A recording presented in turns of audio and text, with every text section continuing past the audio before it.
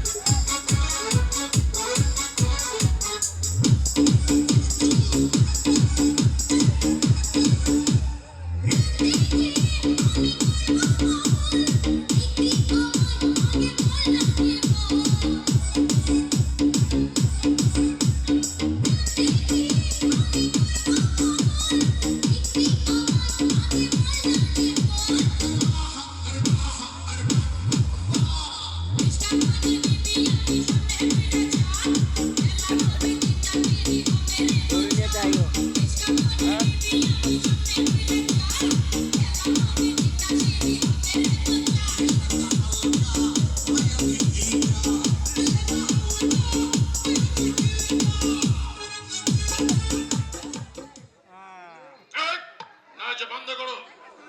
নাচতে মালিকগণ, তোমরা এবার যেতে পারো।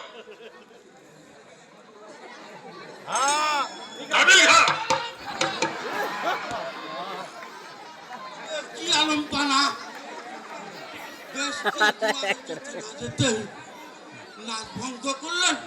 চুপ রাও বেয়াদব, ব্যস্ত চেনো? চেষ্টাও করি না, কারণ মানুষ মরে তবেই তো বেঁচতে যাবে। আমি মরতেও চাই না, আর বেঁচতে যেতেও চাই না। তাছাড়া এখানে তো রুজি নরকের হরিরা ব্যস্ত পালাখানা, রংমহল, ফুলবাহার সব তৈরি করে রেখেছে।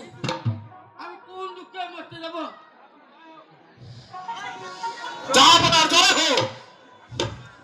হঠাৎ তোমার আগমনের কারণ কি মারমান?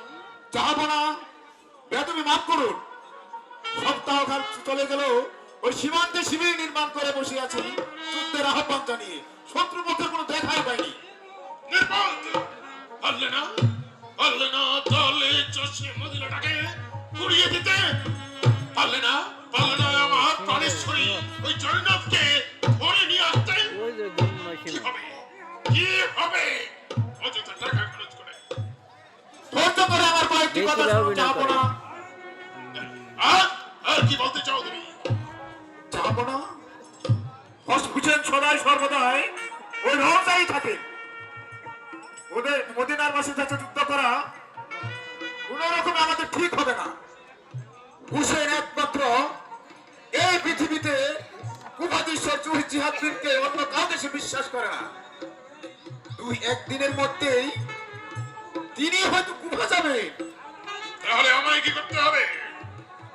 যে কোনো প্রকারে হোক ওই জিহাদকে আমাদের দলে বশীভূত করতে পারলেই হুসেনকে হত্যা করা সম্ভব হবে।